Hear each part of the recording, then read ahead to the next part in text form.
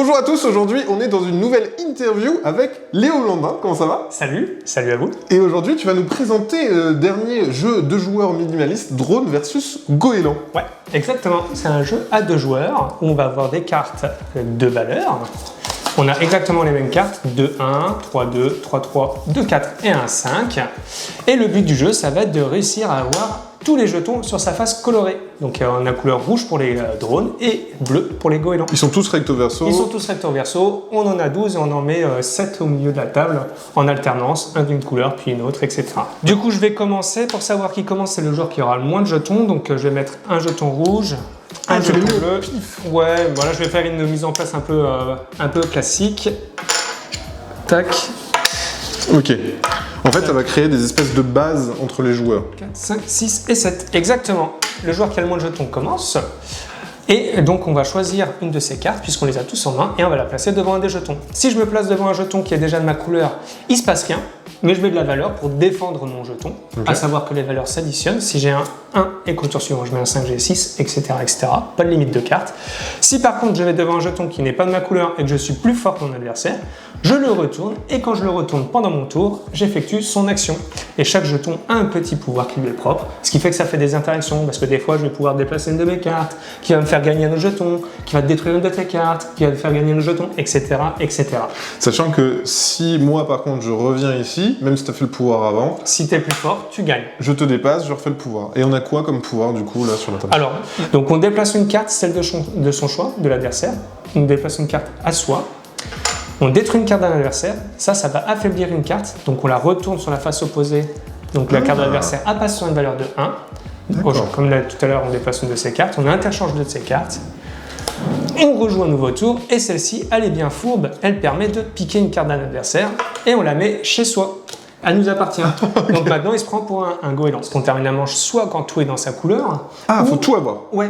Okay. Ça, c'est une victoire de manche immédiate. Okay. Ou sinon, quand on joue notre dernière carte, imaginons, hop, je joue cette carte, je n'ai plus de carte en main, c'est la fin de mon tour. Et donc, à la fin de mon tour, je vais pouvoir bloquer un jeton. Hop, je le mets de côté. Mon adversaire a un dernier tour lui aussi, mais il ne peut pas venir ici. Et à la fin de son tour, eh ben, on regardera le majoritaire. Donc là, imaginons qu'on ait 4 jetons rouges sur 3 jetons bleu, bah c'est le joueur rouge qui gagne. Ok, exactement. Ça marche. Et ça se joue donc en deux manches gagnantes. Ok. Voilà. À savoir que il y a dans les règles, hop, ici, au niveau de la première page, un petit QR code qui envoie sur un lien qui permet d'avoir des mises en place pour des expériences solo. En fait, c'est comme les jeux d'échecs avec on a une mise en place particulière, il faut faire échec et mat. Bah là, c'est la même chose. On va avoir un certain nombre de cartes et avec toutes les cartes en main, il faut qu'on trouve la solution pour gagner tout en une manche. On est donc tout ce qui est boîte, règles, les cartes, la mise en place, c'est en France. D'accord. Et c'est noté donc sur la boîte et dessous la boîte, c'est hors France pour les jetons. Oui, d'accord. Voilà, qui sont faits en Chine parce que j'ai pas réussi à trouver un fabricant qui fait des jetons de poker de qualité. Voilà, les jetons font quand même 12 grammes chacun, donc c'est pas le maximum, je crois que c'était 13. D'accord. Mais on est vraiment sur du bon jeton qui est sympa à manipuler. Ouais, peut-être des suites après dans le jeu ou des idées ou des... Alors moi j'ai des idées.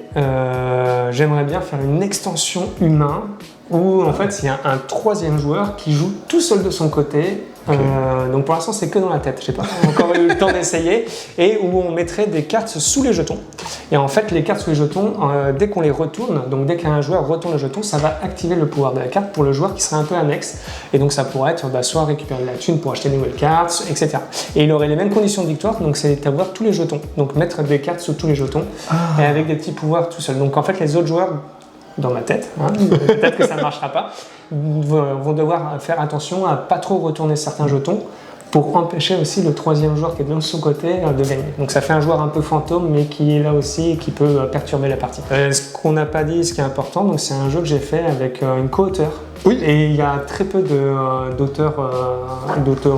Ouais. Donc c'est quand même important de le souligner. Donc ça s'appelle Delphine Robert. Voilà.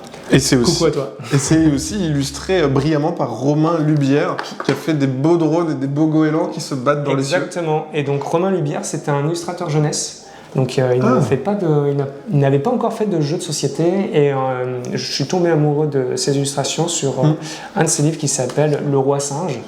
Et quand j'ai vu ça, j'ai fait ah c'est celui-là. Je veux cet illustrateur. J'en ai parlé à Delphine qui était très critique sur tout ce qui est illustration et qui voulait quelque chose de très particulier. Et elle a dit ah ouais ok. Donc et il a réussi avec talent à donner vie au jeu. Eh ben, je crois qu'on a tout dit. Je sais pas si tu avais un mot de la fin avant qu'on termine. J'avais presque envie de dire un cuicui quoi. Mais, Cuicui, ça marche. Ça pourrait être un bruit que font les deux. Autant les drones que les goélands. T'es plutôt drone ou plutôt goéland? Moi je suis plutôt goéland. Moi aussi, parce qu'ils sont bleus. Parce qu'ils sont trop mignons. Non, mais là, je sais pas si on va pouvoir le voir à la caméra, mais là vraiment il est magnifiquement mignon celui-là. Ouais, ils sont trop beaux. Et ça c'est les petits 1. Comment on appelle le bébé du goéland? Le goélino. Le goélino, je ne sais pas. Alors pareil, un petit truc qui est marrant, c'est si on prend les deux cartes, ça fait comme une affiche de cinéma. Ah ouais, attends, on va les mettre ici. Ouais, ça fait un petit peu... c'est hyper cool. C'est le petit souci du détail. C'est ultra cool. Voilà, c'est un peu genre Terminator. Il y a un côté, ouais, mix des deux. Et on s'est fait plaisir aussi, c'est sur la boîte. Donc il y a la face et sur les côtés, en fait, l'illustration continue. Donc si on met 3 boîtes côte à côte, il faut en avoir 3 à la maison, et on peut faire une petite fresque. Une petite fresque. Et voilà. puis comme ça, tu peux faire des tournois aussi si t'as 3 boîtes. Ou si t'es 6, paf, tu fais des petits tournois pour savoir qui est le meilleur drone au goéland. Exactement. Très bien, et ben merci beaucoup. Et ben merci à toi. Et puis on vous fait des gros bisous, on vous dit à la prochaine. Ciao ciao.